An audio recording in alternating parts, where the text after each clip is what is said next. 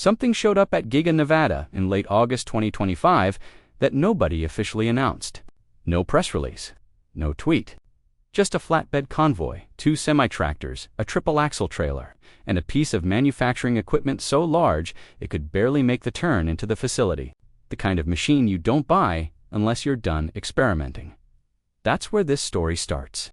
Not with a product launch, not with an Elon Musk keynote, with a stamping press that had no business being that big unless Tesla was preparing to build something at a scale the trucking industry has never seen before. And here's the thing, nobody is saying clearly enough. This isn't really a story about a truck. It's a story about what happens when a company decides to manufacture a product, the way nobody else in the industry thought was possible. And once you see what that actually requires, what Tesla is quietly assembling piece by piece in the Nevada desert, the truck almost becomes the least interesting part. But to understand what's coming, you have to start with a number that sounds completely unreasonable. 50,000. That's the annual production target Tesla has stated publicly for the Semi at Giga, Nevada. 50,000 Class 8 trucks per year. On a production line that didn't exist 3 years ago. Building a vehicle that weighs 80,000 pounds loaded. In an industry where most manufacturers are proud to produce a few dozen units a day. That number isn't a typo. And it's not marketing. It's the core of everything. Because the moment you accept that Tesla is serious about 50,000 units, you realize that everything else they're doing only makes sense in that context. The equipment arriving on flight, the infrastructure going into the ground, the design decisions being locked in right now, all of it is downstream of that one number. So let's talk about the 30-second rumor, because it's been floating around Tesla circles for months, and it's mostly been used as ammunition by people who want to dismiss this entire story. The claim that a gigapress could cast a truck frame in 30 seconds, maybe even produce multiple vehicles at once, sounds like the kind of thing someone made up to generate clicks. And taken literally, it is unrealistic. You cannot finish an entire Class 8 truck in 30 seconds. But that's not actually what the claim means. And this is where the story starts to get uncomfortable. For anyone who assumed they already understood, Tesla's manufacturing philosophy, what they call the unboxed process, doesn't work the way a traditional assembly line works. On a conventional line, a vehicle moves station to station in sequence. Each step waits for the last one to finish. The whole system is only as fast as its slowest point. Tesla's approach breaks that logic entirely. Large modules are built in parallel, simultaneously, and then joined in a final assembly step.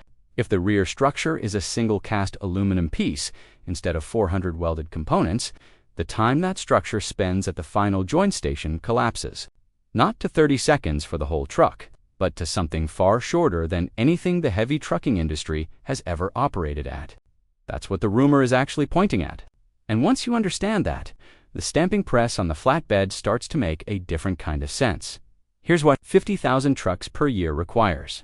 The entire U.S. Class 8 market, every manufacturer, every brand, every factory is projected to produce around 245,000 units in 2026. Tesla is targeting roughly 1/5 of that entire market on a single production line. To do that with conventional methods, you would need an army of welders, a production floor the size of a small city, and years of ramp time. Tesla is not doing it that way. They are removing the complexity from the vehicle itself. Fewer parts, fewer welds, fewer humans in the loop at every stage. The gigapress philosophy, proven already on the Model Y, proven again on the Cybertruck, is the only known path to get there.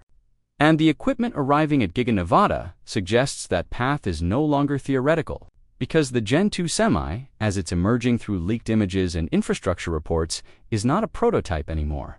Every design decision being locked in right now points in one direction toward a vehicle that is easier to manufacture at speed than anything else in its class. The structural 4680 battery pack doesn't just store energy.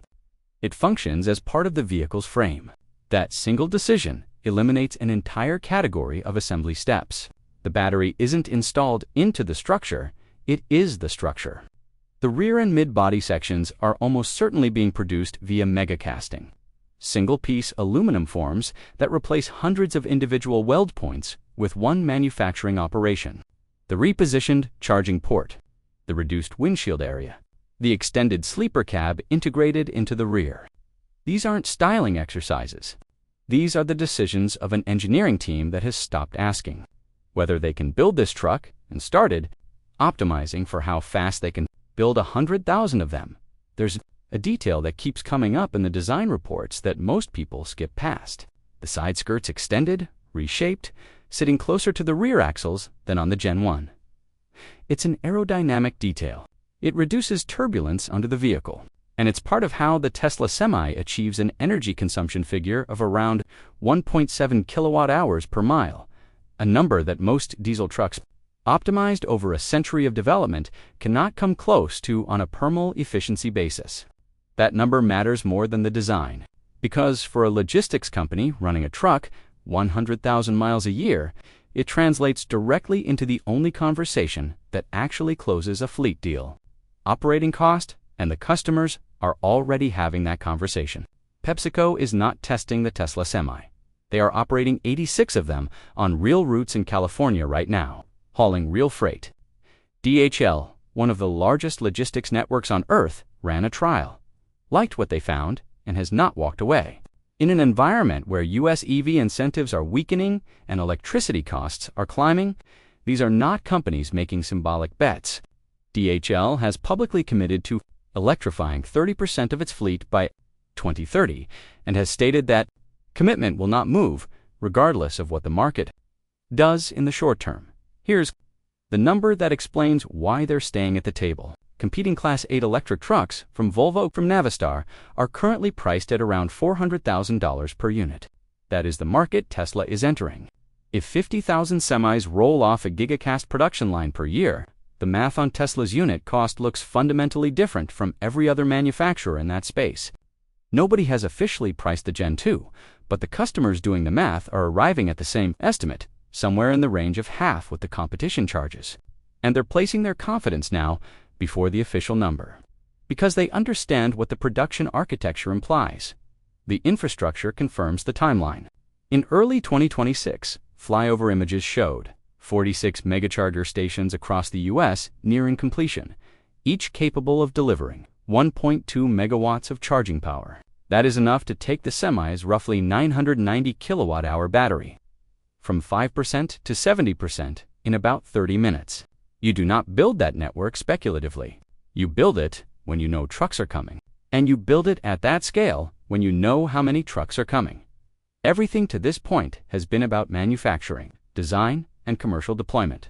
But there is one more layer to this story, and it's the layer that changes what you think this story is actually about. Tesla has stated the intention to introduce supervised full self-driving to the Semi as early as 2026. Not full autonomy. The driver stays in the cab. But hands-free highway operation, the ability to run long stretches without active input, changes the operating math in ways that go beyond fuel costs and maintenance schedules. For a logistics company, a truck that requires less active driver attention on a 600-mile highway run is not just more efficient, it is a different category of asset. The total cost calculation changes. The scheduling calculus changes. The question of what a driver's job actually consists of changes. The Semi is unusually well-suited to this transition. The centralized seating position, the simplified electric drivetrain with far fewer mechanical variables than a diesel, the dense camera array providing 360-degree coverage with no blind spots, the software-first architecture that treats the vehicle as a platform rather than a fixed machine. These aren't coincidences. They're prerequisites.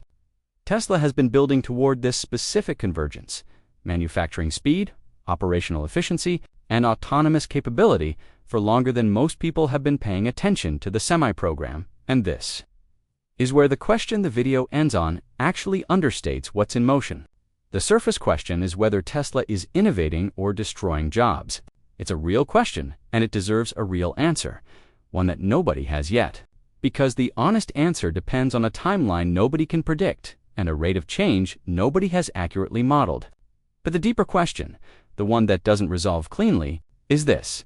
If one company can demonstrate that you can manufacture 50,000 Class 8 trucks per year using cast aluminum modules, structural battery packs, and a production line designed around software rather than skilled manual labor, And if that company can deliver those trucks at half the price of every competitor while running supervised autonomy on the highway,